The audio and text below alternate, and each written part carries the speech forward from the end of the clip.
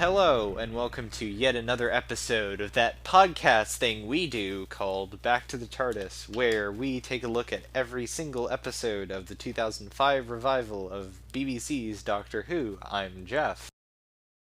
I'm Skylar.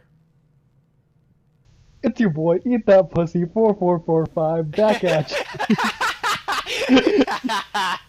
God, I hadn't thought about that in a while. Holy shit. I mentally regressed to like being 13 as you were saying that. Actually, it's not your boy, Eat That Pussy 4445. It's me, Avery, back at you with another episode. You better fucking take that in. Already iconic. I'm keeping it in. You think I'm gonna make more work for myself? Anyways, today we are covering Series 2, Episode 7, The Idiot's Lantern, by everyone's favorite Doctor Who writer, Mark Gatiss. Gatiss! Gatiss. So, as people...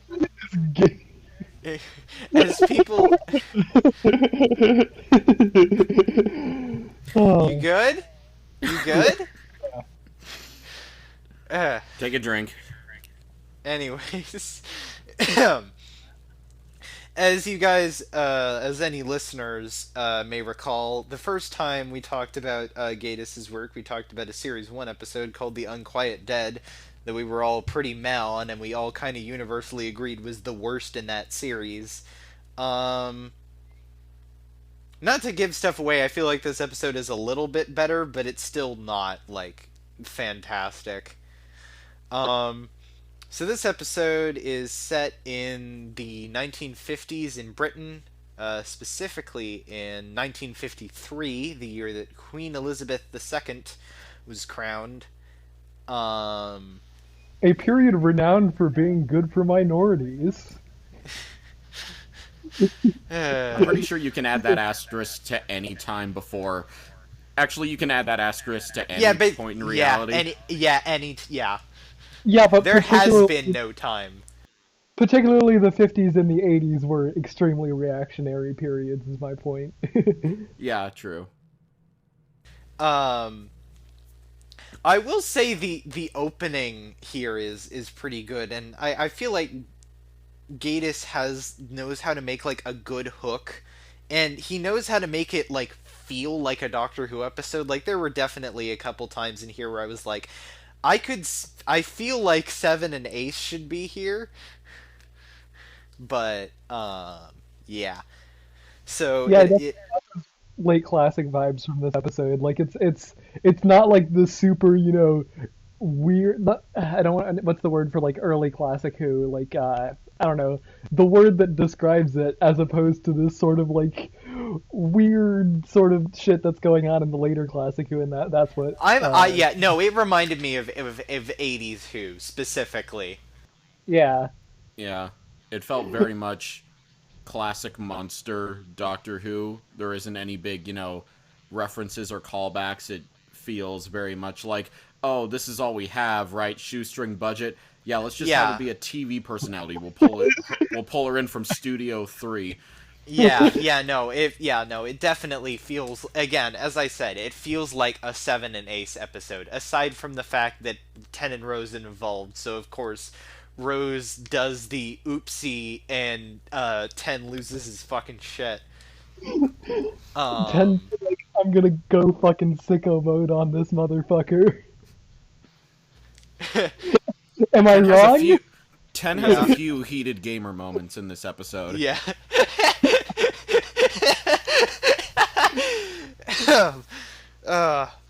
Anyways, I agree that the opening sequence is very good. You get they're sort of like really excited about being in the 50s US. They're like, yeah, we're gonna go check out the Ed Sullivan. No. I'm not even talking about that. I'm talking about the cold open. Yeah. Oh, yeah. That was good too. Yeah, and this is one case where I feel like the Dutch angles do work and aren't just like weirdly gratuitous. I would agree with that. Oh yeah, this episode, like, more than half of this episode is at a Dutch angle for some reason, and there's no real like rhyme or reason for it. It just happens. It's like fucking Battlefield Earth, but like actually not one of the worst Yeah. films ever made. You see, it's good. It's good for establishing shots, and I'm gonna show a little bit of my film geek, Yeah, film like minor if cred. like It's good for that that. first shot where it's like raining and thundering and it's kind of askew there. Like yeah, that works. It's just when it just does like random ass shots at the angle and it's like why are you Yeah, doing that? there's a scene where like Tommy's mom and I think him are on the sofa maybe, and it's like happening inside a brightly lit house, and it's like there's no reason for this to happen. I just feel like my neck is like at the wrong angle watching this Yeah. scene. Yeah, it's not great. You should Um simply partially decapitate yourself to watch this episode properly. please don't do that. You heard it here. Avery from the Back to the TARDIS podcast endorses partial decapitation. Do it Please now. don't do that. We're canceling Avery for the third time. In one I don't know. Not episode. even just the third time today. Uh, Anyways, so yeah, the cold open, sort of dark and stormy night. Um, everyone's sort of being like, "Ooh, television." Um, and this television salesman who's like having the like, "Oh, they're gonna close my shop. Like I'm running low on money." Um, suddenly realizes that the newscaster person on the television is talking to him, which is great. That's a great little thing. I think yeah, I think that works really well and is like a good pitch. And then the first time you see the effect where it just kind of like latches onto him and starts like pulling his face off, that's pretty cool. I don't really the monster plot in this episode I feel is kind of not interesting, but that's like an interesting hook at least. yeah, they don't really explain what the monsters thing is. They're just like, it's I gonna. mean, I think that works. The idea that you don't really know what the fuck it is, but it's in the TV and it's eating people's like faces.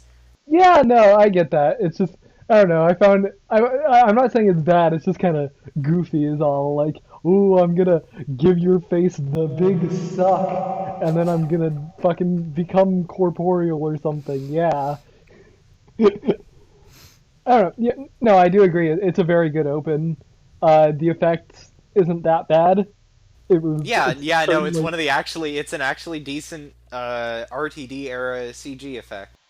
and I think more so than just that it's an okay effect. It's just a sort of terrifying idea. Like, Yeah, no, this, the fact that you can literally see like through like sort of the haze, you can literally see like part of the face just kind of like being like pulled, stretched out. That looks good. yeah, Yeah. It's Um, kind of one of those instances where the like non-cinematic, like if this was a 13 era or even a 12 era story with CGI, it just wouldn't, the fact that it kind of looks bad and not natural like helps sell it on the horror of it. Just the like that's weird and gross. yeah, definitely. Um, So yeah, then after the credits, we cut to Rose and the Doctor riding out of the TARDIS in a scooter in like full '50s gear. Ten's got like a pompadour, which makes him look way older than he actually is. He looks weird in this episode, man. Um, and they're talking in like really kind of cringe but endearingly cringe '50s slang. And they write off, and of course you have the full like ha ha thing of like they've gone to see Elvis in New York on the Ed Sullivan show, but of course they're in London. Ha ha. Yeah, and there's that what's that little bit of dialogue, where he goes, sort of London, New York, like, yeah, yeah, no, it could be New York, and then he's like, okay, no, yeah, we're in London. uh, Um, yeah, so that was yeah, a good. we are introduced to this sort of, I don't know if, I feel like the phrase nuclear family is like an inherently American concept, but definitely I don't know if there's like a British version of that. Our British consultant Emma will probably weigh in when this episode comes up and let us know. But I feel like that's sort of the term that applies the best to this, is like on the surface sort of like a nuclear family. Well, actually no, because nuclear family is like has two kids, I believe. Well, actually no. Okay, And Tommy's the only one that also, matters though. yeah. Also, don't the grandparents usually not? I mean, we're getting into semantics, and frankly, it doesn't matter Yeah, because it's a well, yeah, but like sort of subjective distinction. But yeah, The point is like stereotypical like 1950s household. I think is like the point. oh, totally. Um, Yeah, and this is just like the British equivalent of that. Yeah. What's that line when he goes up to the house? It's really good. well, I mean, first we're introduced. Oh, okay. Apparently, one of our listeners who's listening to us record says that apparently the Oxford English Dictionary in 1925 references the term nuclear family. So there we go, I guess.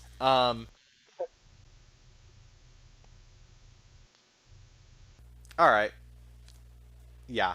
So yeah, I guess it isn't necessarily America specific, but yes, there's definitely an undertone to this though, because you can hear sort of like thumping from upstairs, and everyone looks kind of like kind of worried about it. Um, Meanwhile, the Doctor and Rose talk to Magpie, who's the TV salesman, and the head of Magpie Electricals, which is a brand that will show up many, many, many times in the future. I believe there's like a signpost for them in The Beast Below in Series Yeah. 5. 12's guitar amp is made by Magpie Electricals.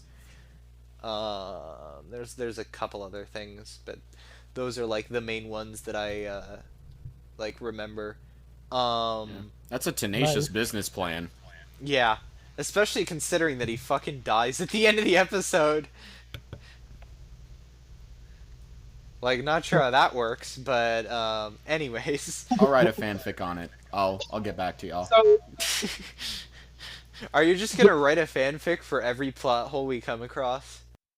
I mean, that's how my brain works. I once wrote an entire poem about vibes because a friend mentioned how she wanted a poem about vibes. So, nice. yes, Fair that is enough, I what's guess. happening. So, Fair enough.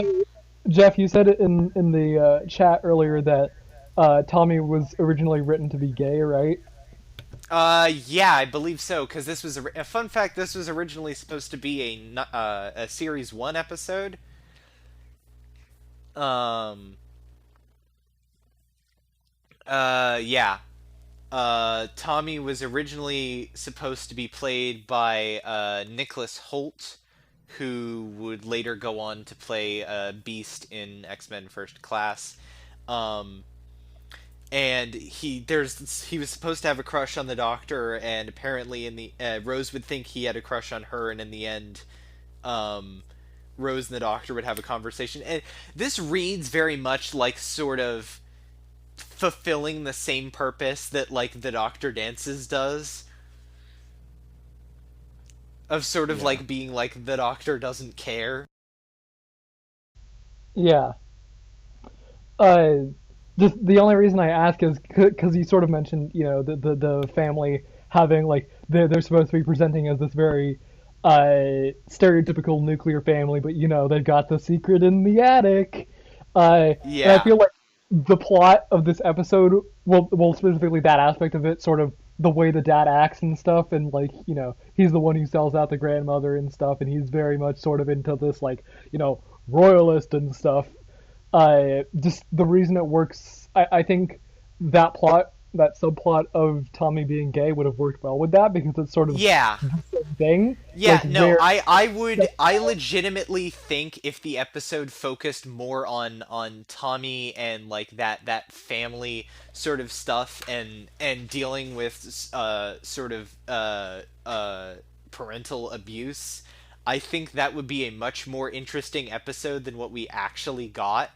yeah, for sure. Because Agreed. I'm just thinking, like because then the sort of the selling out the grandmother would become a metaphor for the dad sort of being a dick about that. And that line about him, you went off to fight the fascists to let us do what We'll we get to want, that and because that way, like, I want to talk more about that when we get there. But yeah. yeah. But I'm just saying, like, with this point, it works well because obviously that was the thing the Nazis didn't like much. Agreed. It's Yeah, weird how, like, with so much that happens in this episode, like, not a lot happens, but more than I remember, and yet the Yeah. episode says surprisingly little. Like, obviously we haven't gotten there yet, but the whole, like, the doctor being, like, interrogated, and then he, flips the interrogation, which is a very Seven thing to do. Yeah. And, like, and that whole thing, and, like, Rose and the doctor splitting up is, like, that's cool. That's fun. That makes for some interesting drama, and yet I don't feel much of anything. Yeah. Like, and Rose doesn't piss me off in this episode at all, which is one of the few things that I can say is going for it. But it's just like I'm here sitting, Yeah. and I'm just like, what's actually happening? Yeah, yeah. Yeah, I feel like that's kind of like Mark Gatiss thing of like his episodes don't really have the depth for that sort of thing. Like I that's my feel at least is I feel like a lot of his episodes have like good ideas but are like severely like missing the depth. Yeah. I do think, I mean, we already mentioned that this one is probably better than Unquiet Dead, and I do think he improves. Like, I like the Lazarus episode more than this. I like Roberts of Sherwood more than this. We'll Did you skip just say the Roberts of Sherwood? I like Roberts of Sherwood. I like Roberts of Sherwood. I like Roberts of Sherwood. Robots. I said robots. I did not say robots. I'm going to cut that and repeat it like 3 times in a row. Wow, dog. you Hey, said Rob. Roberts of Sherwood? I said robots. I slur sometimes, okay? I'll have no comments from the audience. Point being, I think he does get better, but yeah, it's a recurring problem. Yeah, I think this episode would have been a lot stronger if it focused more on this idea of like post-war reactionaryism in Britain, actually ending Yeah. up doing the things that it claimed to fight against. And Yeah, I think definitely. that gets into like the line that came right after the part we were talking about. This is Churchill's England, not Stalin's Russia. Yeah. And I'm just like I heard that line and I was just like, lol. Like, yes, Churchill, famed for not doing anything bad. Churchill, who famously did not do genocides. Oopsies. Yeah, Um, it was just that line was just funny to me because I'm like, there's a lot of parallels you can draw there, and I think just that. I mean, I again, I don't want to get into it too much yet, but the later line about you went to war to fight against this is just very emblematic of what a good theme for this episode could have been, but wasn't really there that much. Especially if it tied into the theme of the media and the screen Yeah, being a sure. thing, but also the fucking line where Ten's like, "This is a brilliant year, classic, Technicolor, Everest climbed, everything And off I'm the ration, the nation throwing off the shadows of war and looking forward to a happier, brighter future." And I'm like, "What future, Margaret Thatcher? Yeah, I'm like, Your bro, future sucks." I'm like, bro, I don't think you want to be praising the '50s too much. Like, damn. Yeah, there's. I mean, we've talked before that there's a lot of based RTD stuff, and then there's just some moments where you're like, I feel like, Well, I this feel like, isn't an RTD episode, so yeah, no, he's no, no. I know, but I'm like, I feel like this is one of those moments where probably some people involved with it wanted to push it a little bit more, but I feel like because they're on BBC, they couldn't like outwardly be like, yeah, royalism is kind of bad. I mean, yeah. you can barely get away with saying "F the monarchy" now. So back then, Well, unless you were Yeah. Johnny Rotten. And I'm saying that as someone who doesn't like the Sex Pistols, but he did technically get away. true. Barely, barely. And also, he wasn't on the BBC, so. Yeah, well, yeah, that's true. Um, Anyways, moving on. so yeah, what happens is they see these sort of men in black types whisking people off the streets and driving off, which yeah, again, like I feel like there's a lot of like interesting set pieces here, but there's not actually like an interesting plot to go with it. Yeah. And what's interesting is like now that you've pointed out the like he was supposed to be gay thing to me, like when I look back at these lines, that's like I see it a lot more. Like, oh Like, fuck, how did I miss this? yeah, like, or because there's this one line, you can forget that college nonsense. That just Yeah. very reminiscent, yeah. Anyways, so yeah, there's more things of like Magpie talking to the Wire, and just again, I I don't give a shit about the Wire plot. It's not interesting. Yeah, the Wire. Honestly, that plot is just so annoying. I wish this episode were more like the Sarah Jane episode, where Yeah. the Or monster. even like, I mean, to I guess we should bring this up now, the fact that we're going to be getting to an episode pretty soon that is basically very similar to this one, which is Fear Her, and in that case, the abuse, the subplot of dealing with abuse, I actually feel is integrated better into the main plot, from what I remember at least. Yeah. Yeah, But I mean, I may be It's just proven wrong in like, what is it, 3 weeks when we get to that. Whatever, yeah. we'll It's just see. weird because there's no thematic in between. It's just like you got this misogynist and royalist and a bunch of other yikesy things with this guy and his family, and then you have this alien that wants to survive, and it's just happening to happen at the same time. And that's not yeah, interesting. Like David Tennant and Billy Piper are fine, the supporting characters are fine, but you need more meat on the bones of this episode. It's just a series of events, and it's not particularly compelling on its yeah. how It they're sort of integrated. it sort of reminds me of the first episode of the season, the Christmas episode, where you have two basically unrelated plots, and like there's nothing really tying them together. There's Yeah, no thematic connection between the two. They just sort of happen one after the other. Yeah. Like at least in Unquiet Dead, there's this really big like character examination with the doctor of why he's responding to the aliens like this. Here it's yeah, just like, oh, my baby's endangered. I'm gonna screw that mf'er up. It's not, yeah, which is notable because that becomes a central point in Ten's character. But it's like aside from that, I'm just like, okay, yeah, yeah. this is a generic Doctor Who episode. I do like how sort of ten. So they Ten and Rose decide to go back and ask around, which of course leads them to Tommy's house, and there's the thing where it's like they answers the door and Tommy's dance is like, "Who are you then?" And Doctor's like, "Let's see. Judging from the look of you, family man, nice house, decent wage, fought in the war. Therefore, I represent Queen and country." And he pulls out the I love paper. that line. I love that line. It's so good. Like he's just figuring out his cover like in like the first 15 seconds after meeting someone. Uh, I mean, it's not wrong though. Like Yeah. you can guess pretty solidly that that guy is going to be a royalist just from that Yeah. description. Um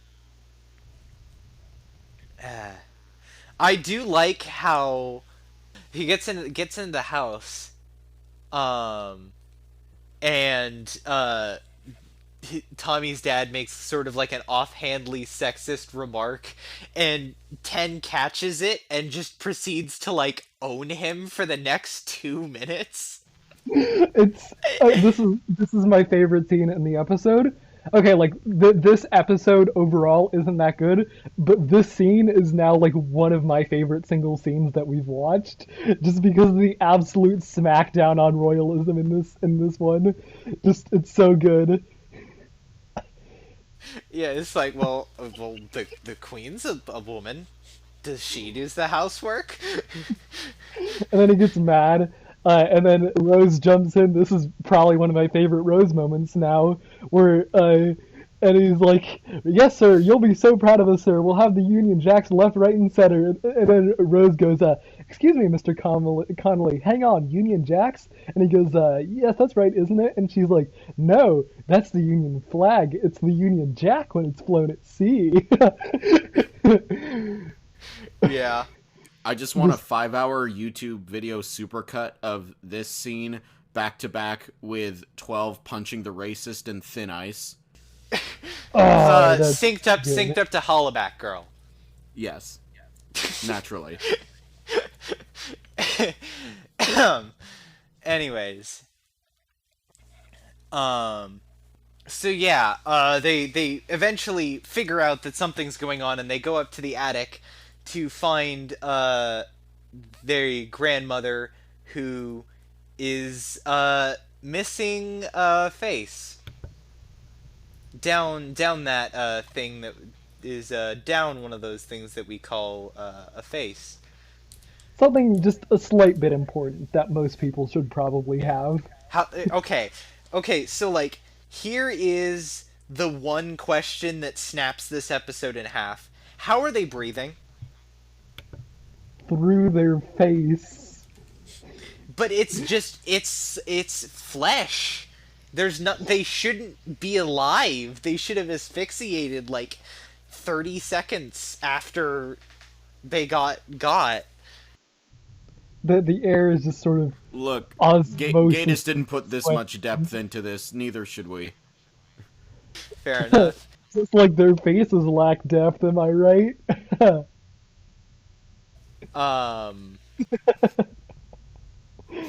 Also, the thing where Tommy's dad tries the same thing that he's been doing, where he's like, excuse me, I'm talking," and Ten's like, "I'm not listening." Yeah, that was a great moment. Yeah. Honestly, if this episode was just 45 minutes of them dunking on Tommy's dad, it would be like way better than it actually is. If this were like literally, I think had this show not been made on BBC, this is one episode that would have been way better because of it. Because this episode could have just been royalism smackdown. And yeah, the way the Doctor reacts to the Time Lords, he would be very anti-royal anything. Which is funny considering he was fucking around with Queen Victoria like 5 episodes ago. Look, sometimes Ten thinks with his other head. It's nothing personal. Bro. Are you saying Bro. bruh? Bruh. He was 70. Bruh, y'all are like, oh, why do you always say such weird things? And then Skywalker I didn't is say out that. there. I didn't say anything. They hated him because he told the truth. God damn. Anyways, moving Biggest on martyrs from in history, me and Jesus Christ. Continue. that. I was about to say Jesus, and I'm like, yeah, that's exactly who you just mentioned. Huh. Oh boy. That unfortunate exchange. Um also, so I love how they find the grandmother, and they're like, huh, well, this is weird. The men in black people show up again, and they burst into the attic, and the doctor's like, there are three important, brilliant, and complicated reasons why you should listen to me. One, and the dude just fucking decks him. That was a great little moment of when talk no jutsu doesn't work. Yeah.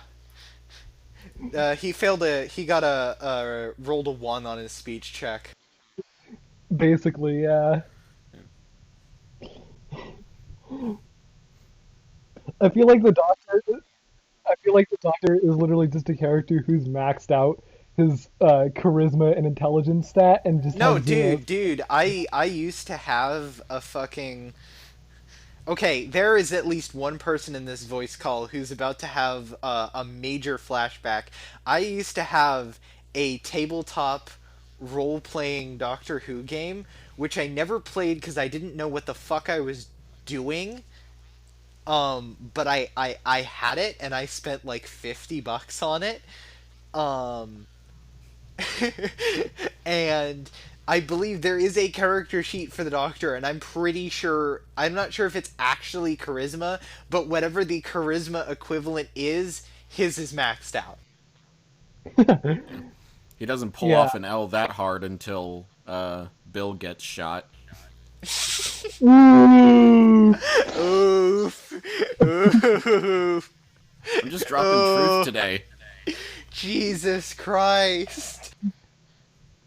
Skylar is just here to fucking roast Dog, the you dog. need to chill. Look, there's nothing in this episode to talk about. I have to pull some entertainment from somewhere, okay? uh, oh, man. Um, Back to today's regularly scheduled programming. anyways. Um, so yeah, the Doctor and Rose rush off, but not before Rose can roast Tommy's dad again. Um, then they get split up, and the Doctor figures out where they were going, where the Men in Black are hiding. Um, Meanwhile, Rose goes and finds Magpie, which I just realized they don't talk about this. Which again, this is another reason why, again, personally, I think that 12 and Clara is the same dynamic as 10 and Rose, but like more interesting. Because like they talk, like this is very similar to how, I guess, series 9, spoiler warning for anyone in this chat who cares, how Clara does something stupid and gets herself killed. Of like, this is the same thing of sort of brashly walking into a situation and sort of acting like the Doctor does, with the stipulation that you are a human and not a like 900-year-old time traveling alien who can only die once you've really fucked him up. Keeping in mind, this is when, like, Clara has traveled with the Doctor probably for a lot longer than Rose ever Yeah. did. At least Yeah. going by, like, real-world timeline. It's an extra season, you know? Yeah. So, yeah. And also, I think within the in-universe timeline, 12 is just around a lot longer than 10 is. Yes. I think. Yes. Yeah. Oh, yes. 10 is canonically only alive for like 6 years. It's crazy. Oh yeah, because this one is all because he's pretty much 9 mentions just he's 900, and then in the 50th, he says he's 906. ah So, Is the 50th like right before he regenerates in his timeline? Yes. Ah, Yes. Anyways, so yeah, Rose gets her face noshed on. Meanwhile, the doctor just really kind of easily talks his way out of being interrogated by these people because he's like, "Yeah, I can help you," and then they bring in Rose, and he flips the fuck out. heated gamer moment. Yeah, real heated game. That very Uh, felt like a Moffat moment for sure. yeah. Yeah, I know that Like, felt like it fit 12 like a little bit more than it fit 10. I yeah, for mean, sure. yeah. 12 just Main turns to Detective Inspector Bishop, and he's just like, okay, I'm bringing the Cybermen, I'm bringing the Daleks, we are screwing this bitch up. Give me a gun, I'm about to bust a cam in this bitch. um anyways, um meanwhile, so he goes back to Tommy's house to try and get information out of Tommy. Um, and this is probably my favorite scene in the episode. And I think if the episode was more about this, it would be really, really good. Um, where sort of Eddie, who's, I guess we've been referring to him as Tommy's dad, but his name is Eddie, comes out and is like, well, starts like yelling and stuff. And Tommy points out that, like, you went to war against fascism, but you're just turning around and doing the same, like doing some of the same things as the people you fought against, being, very sort of stifling and conformist, and informing on his own grandmother, or in this, well, mother, but Tommy's grandmother, to protect his reputation. And I feel like the episode would have been a lot more interesting if, like, either the men in, like, the police men in black were like more of like an antagonistic force, or he was allied with the alien for some reason. Basically, I feel like if that was more of the focus of the episode, then I'd think of this episode a lot higher than I do.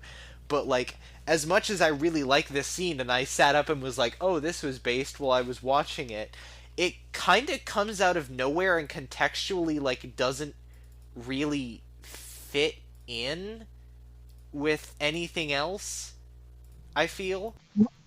And again, I think it could have been like a lot better had they gone with the gay plot because I mean I don't know about British history, but obviously in the U.S. we had the pink scare and stuff. I Yeah. don't know if something similar happened in the UK or not, but I feel like that's again a good theme about uh, post-war British fascism sort of creeping its way back into the UK. I just think Yeah. like you'd have to rework the episode a bunch to make this happen, but I think one of the police like mentioned Torchwood. If the people, the shifty people taking people off the street was Torchwood, and there might have been like more like make a more Oh tangible yeah, that's true. connection to Eddie That would actually make and more sense that with their torture. MO than it just being like normal British police. Exactly.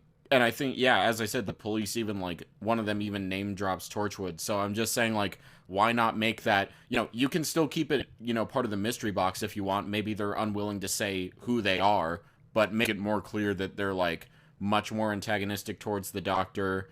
Have him work a bit more at turning things around in his favor. Have it not come as easy, even though I think that was a funny comedic moment that he did. Yeah. It would have just made things tighter, and instead we just get this weird subplot where the doctor knows this guy's name before he tells him it because his mom is nice. you know Yeah. Yeah. No. I agree. Um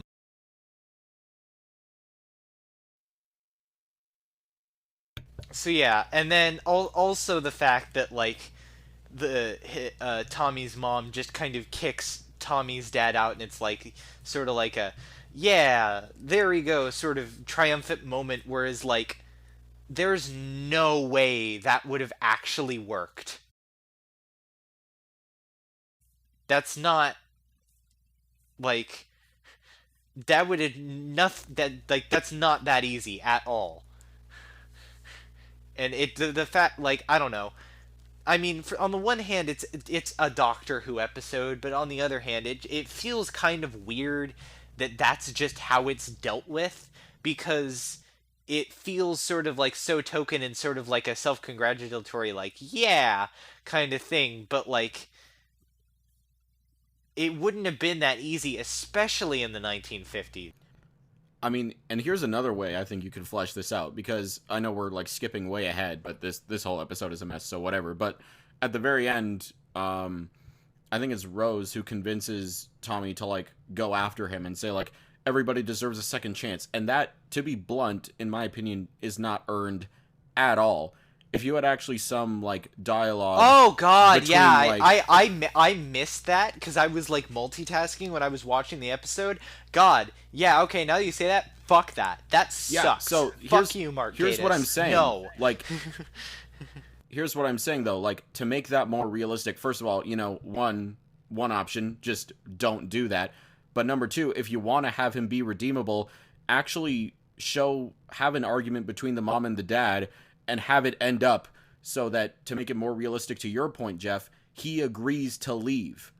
That it's because of Tommy finally speaking up and saying, you used to fight against fascism, blah, blah, blah. It would still be rushed Yeah. as hell because this, timing. Yeah. But it would at least make more sense if he, like, left voluntarily, realizing, like, oh my, like, I've just gone completely off the deep end, and yeah, I shouldn't be here right now. So, like, make it more ambiguous instead of just like, oh, everybody deserves a second chance because civility politics? I don't know. Yeah, no, I agree. Um Meanwhile, I guess now we have to deal with the fucking dumb wire plot where it's like, okay, as much as I like the idea that like the wire is like one of the few monsters where like you never actually know what it actually looks like because it's just assuming the form of this person, that's a cool concept. What's not cool is just them really not mattering, and it's just like, okay, they're just a thing that exists so this episode can have a monster plot. Like, it just, yeah. Have there ever been And then she just Doctor Who repeats, episodes? like, feed me a bunch of times, and it's like, okay, yeah, my dad can reference that at random points now, but otherwise, what does this really contribute to the episode? Have there ever been Doctor Who episodes without a monster? Yes, there have been pure historicals. They have not showed up since the 60s. They stopped them very early on, but there were The problem such a is thing lot as of pure them are historicals. the problem Yeah, is a a lot lot of of them them are are lost. yikesy. Like the Aztec one is kind of Yeah, they're yikesy. Well, yeah, because they were made from a 1960s perspective. Also, a lot of them are lost because the BBC were terrible at not erasing their tapes. But Yeah, I've seen the Aztec one. It's And I Yeah, could argue but that heaven. my I could point argue that is- Heaven Sent was a no monster. I would argue Heaven Sent is no monster. no. There's some. We'll there's we'll something get there that still in counts. a while. Anyways. But no, yeah. My point is like there's been no reason why they couldn't do pure historicals, and they've sort of done. There's been a lot of pseudo historicals where it's like, historical, but there's a monster involved, or in something like Demons of the Punjab's case, like a historical where while there are aliens in it, the monster isn't really the aliens. yeah. But there has been no just purely historical, no sci-fi at all, aside from the TARDIS, since the 60s. Which, 'Cause- honestly, I think it would be kind of cool if there was one. I think it would be, I think it would make a lot of... I think it would make some of the pseudo-historicals that we get better. Rosa. No, because Um, literally, I'm looking at this episode and I'm like, there's basically three plots here. You have the stuff with the family, you have the stuff with the sort of policemen, and you have the stuff with the wire. And, I'm sort of thinking the way to fix this episode would be either have it be a two-parter, which, I don't think it's good enough to merit that, or cut one of those out. And I'm thinking the wire is the least interesting of the three. I feel like yeah, the way this episode could be the best is if it just, you know, examined fucking the state of British society in this period, and yeah. the role of the media on Or, that. I feel like that I would have been a mean, way more interesting episode. one of the things we're running into is, I guess we should make this the new drinking game of the podcast, which I didn't even come up with this term. I picked it up off a YouTuber called Stu Bagful, who makes some Doctor Who stuff, who's pretty great. You should check him out. But more importantly, 45-minute syndrome. Yeah, for sure. Like That's if hard. I feel like what would be a good idea is like keep the wire like sort of still sort of unexplained, but not actually have it do the whole hammy communicated thing, or at least have it communicate proportionally a lot less, and have it just be, here is a monster, here is how everybody reacts to the monster, and focus more on the reaction than the monster itself.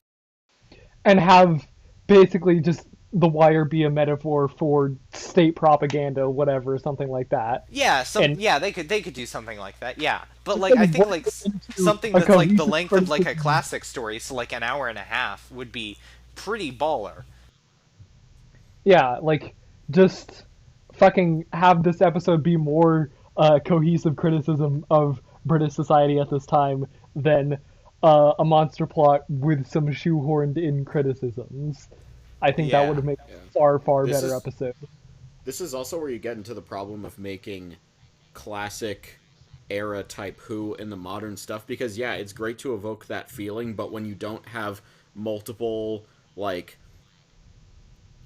multiple parts of a story that add up to like over an hour, then it's not going to yield the same result as Yeah. actual classic episodes or serials, whatever, that did that stuff good.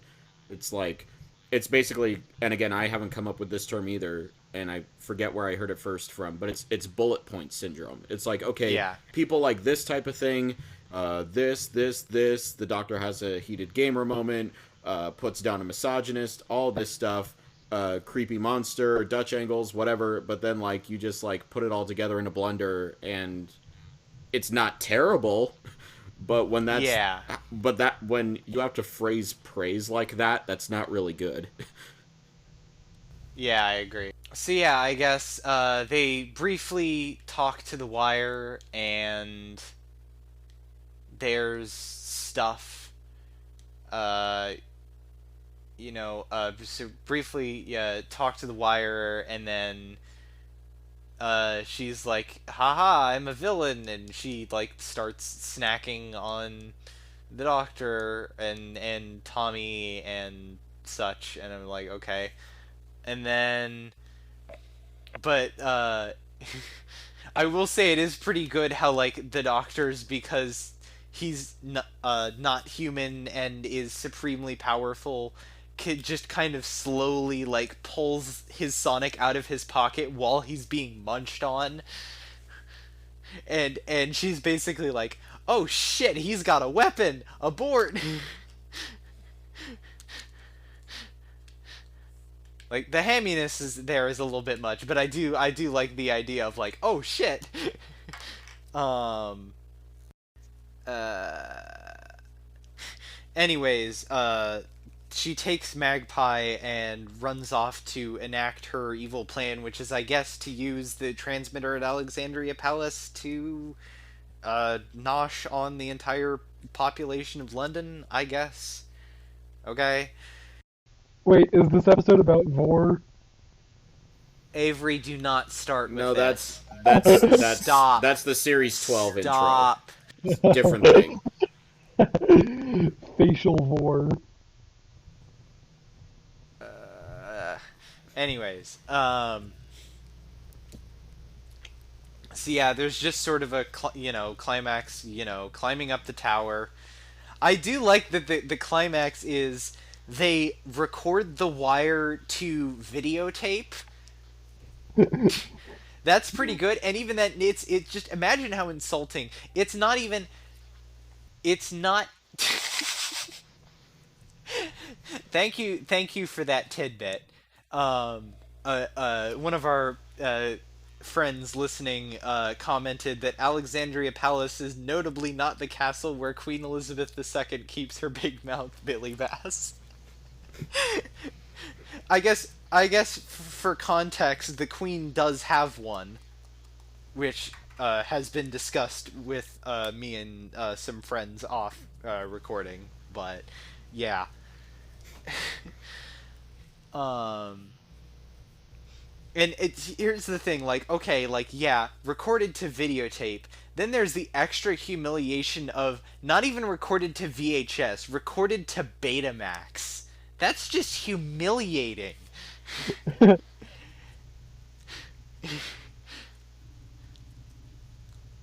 Like, oof.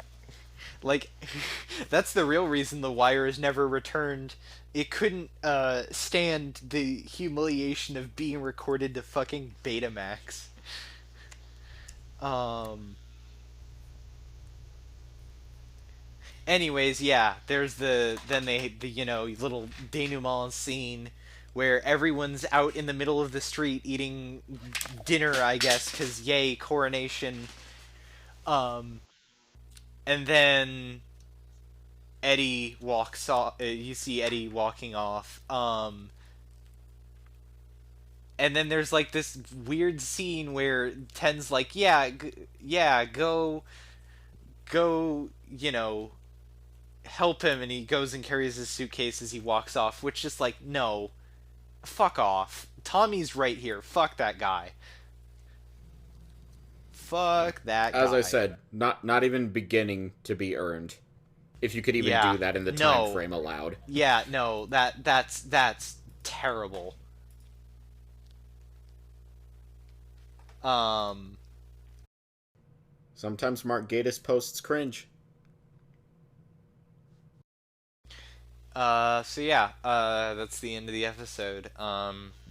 It Any just final thoughts before we move on? eh, could have been Before better. ratings, nah.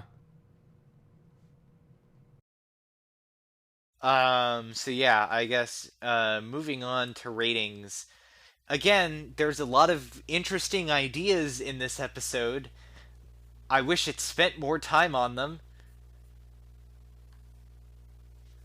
Um, I just I feel this is like kind of the most frustrating episode to talk about because it's not a bad episode, but there's like the structure or the ideas for a much better episode in here, and that just sucks. Um so yeah. Oh god, I don't know. Six and a half. I wish 6.5 out of 10. I wish a lot more was given to make that scene about 30 minutes in more worth it. But oh well. Yeah. Um. Yeah. I feel like this has a similar but different problem to the Christmas Invasion, whereas like there's just like a lot of extra time that needs to be filled in that episode, but they don't really do much with it, so I'm just kind of left wondering what's the point. I feel much the same way here, where there's too short a time and not enough done with that time to make me feel like I got anything out of viewing this episode. Like, the acting is fine, the effects are fine. David Tennant is David Tennant, so that isn't really anything for or against Like, the only thing of note I can think of is that this continues to establish that somewhere in him is eventually the Time Lord victorious. And this is how he reacts when he, like, is really hurt. But, again, that could be Yeah. done way better. So, yeah, I mean, this has been the only episode in this entire podcast so far, in this entire rewatch, where I really want to go in and, like, rewrite it and do, like, a proper Yeah. script remake of this episode. Not just of, like, the alien how can they breathe plot hole thing, but, like, literally all of it is, like, Yeah. something I want to retool. So hopefully that'll happen. It's not like I have much else to do right now. So yeah, I mean, yeah, it's not bad, as I said,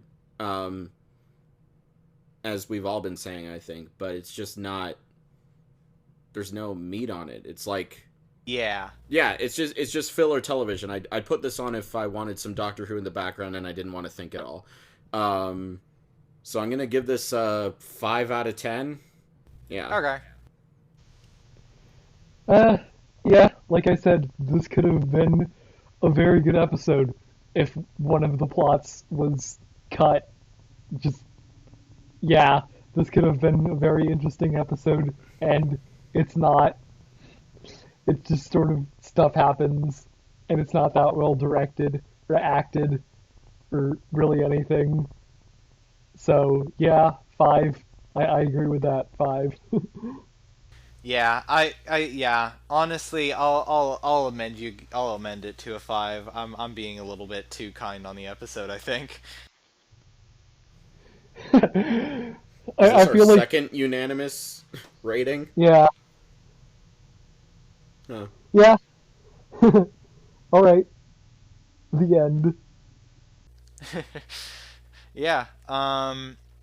Next week though, I am really excited because we are going to talk about another two-parter, The Impossible Planet and The Satan Pit, which I have rewatched more recently than some episodes, and I think is one of my favorites. And I think it holds up really well. Um, so yeah, I'm real excited for that. But we'll do that next week.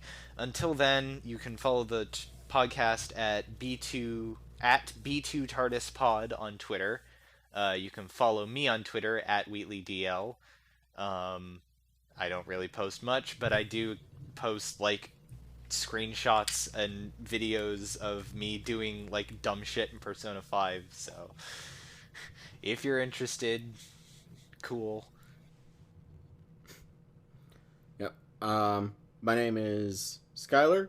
You can follow me on Twitter at skyhigh9_5. There I do semi-personal tweets, milquetoast shit posting, and based retweets. Yo, yo, yo, it's your home dog, Big Fat Penis 69. Still can not a find- joke. At Big Fat Penis 69. Or, alternatively, at Fat Cunt Ted Cruz.